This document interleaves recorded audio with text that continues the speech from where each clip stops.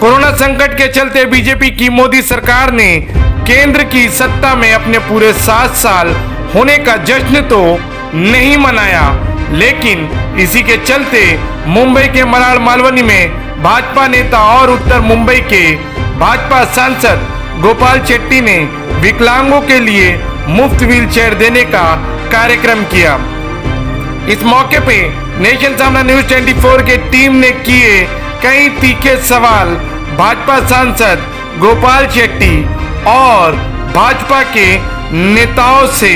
तो क्या जवाब है उनका, जरा आप ये सुनिए।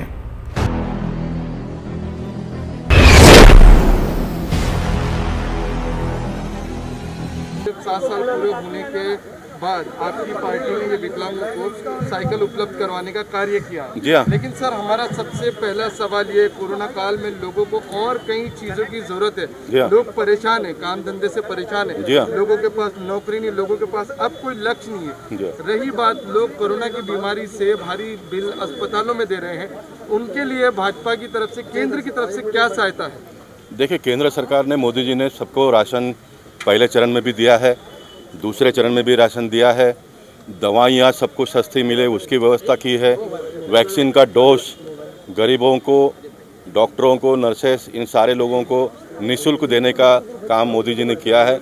इसके आगे भी जो भी करना होगा वो हम करेंगे। सरकार के माध्यम से तो जो होता है वो तो होगा, मिलने वाला है, लेकिन सरकार के अलावा भारतीय जनता पार्टी और हेमंत भाई और टिबरीवाल जी जैसे दाताओं के सहयोग से भी इस प्रकार का अनेक प्रकार के काम होते हैं, बार बार होते रहता है। जय बहन हमारी है, वो तो महीने में 1-2 कार्यक्रम, आप तो बहुत बार गए हो। सभी नगर सेवक, सभी विधायक और सांसद के नाते मैं स्वयं करते रहते हैं। जो नगर सेवक विधायक नहीं है, ऐसे विनोद सेलार, ये इनका आज ये सारा ये कार्यक्रम का देन है, ये उनकी उपलब्धि है। तो जो पद पर है वो भी काम करते हैं, जो पद पर नहीं है वो भी काम करते हैं। जितना हो सके उतना लोगों तक पहुंचकर लोगों को सहायता किस प्रकार से हो वो करने का प्रयास करते हैं। भारतीय जनता पार्टी एकमात्र ऐसी पार्टी है जो कोई ना कोई माध्यम से लोगों तक हम पहुंचने का प्रयास कर रहे हैं। अब तो कोई चुनाव नहीं है, उसके बावजूद भी हम कर रहे हैं। इतना बड़ा तूफान आ गया, सरकार का मदद तो अब तक पहुँचा नहीं है, लेकिन हमने पहले ही दिन, दूसरे ही दिन मढ़ में मदद पहुँचा दिया, हमने पालघर में पहुंचाया, हमने केलवा में पहुंचाया, हमने बोईसर में पहुंचाया, कोकन में बहुत सारे लोगों को मुंबई से मदद दी हमने। लेकिन हम ये दावा नहीं करते कि सब काम खत्म हो गया है, बहुत काम और भी है। सारा काम करने का प्रयास भारतीय जनता पार्टी आने वाले दिनों में करेगी। सर, लेकिन जिस तरह कहा जा रहा है कि कोरोना काल में दवाई की काफ़ी किल्लत है, लोग परेशान हैं, एक टीका लगाने के बावजूद दूसरे के टीका लगाने की व्यवस्था नहीं है, और कांग्रेस इसको लेकर सड़कों पर है, हर जगह बैनर ये लगाए जा रहे हैं। कांग्रेस को सड़कों पर जनता नहीं लाया, देश के लोगों ने लाया। अब उनको गटर में डालेंगे आने वाले दिनों में, जिस प्रकार के हरकत कर रहे हैं। सबसे पहला तो ये वैक्सीन सही नहीं है, इस प्रकार का भ्रम उन्होंने फैलाया, राहुल गांधी ने खास करके। उसके बाद में उन्होंने दूसरा काम, महाराष्ट्र में शिवसेना भी उसके साथ में जुड़ गई। मोदी जी का अच्छा प्लानिंग चल रहा था, सीनियर सिटीजन लोगों को हम देंगे, जिनको बीमारी है, डायबिटीज़ जैसा कोमोर्बिडिटीज जिनको होता है, जिनको कोरोना ने ज़्यादा घेर लिया, ऐसे लोगों को देंगे। सारा अच्छा चल रहा था, कोई लाइन भी नहीं, कोई गर्दी भी नहीं, सब ठीक ठाक चल रहा था। इन्होंने मुद्दा लाया 25 साल तक के लोगों को सबको दे दो वैक्सीन। ये बीमारी पहली बार दुनिया में, देश में नहीं दुनिया में आया, इसकी दवाई नहीं थी। मोदी जी ने प्रयास करके भारत जैसे देश में पहली बार इसकी दवाइयाँ मैन्युफैक्चरिंग करने का काम हमने किया, ये सबसे बड़ी उपलब्धि है। अब एक दिन में जो इतने करोड़ों वैक्सीन के डोज चाहिए वो तो नहीं होगा, उसका तो एक लिमिट है, उसका एक प्लानिंग बनाया था। अब महाराष्ट्र में कांग्रेस, राष्ट्रवादी और शिवसेना तीनों ने मिलकर 18 साल तक के लोगों को दे दो, मुफ्त में दे दो, ये इन्होंने धंधा शुरू कर दिया। अब ये सारा देखकर अंतर्राष्ट्रीय बाजार के लोगों ने थर्ड वेव आएगा इस प्रकार की मार्केट में बातें लाई, और बच्चों को भी होगा ये भी लाया, क्योंकि उसकी भी व्यवस्था करनी पड़ेगी। जो हुआ है उसका व्यवस्था बाजू में रह गया, बंद पड़ गया, अगला दरवाज़ा उन्होंने खोल दिया। ये सारा षड्यंत्र विदेश के लोग भी कर रहे हैं, और उसमें अपने देश के भी लोग कुछ है वो लोग भी कर रहे हैं, और ये सारा जो प्लानिंग था वो फेल कर दिया।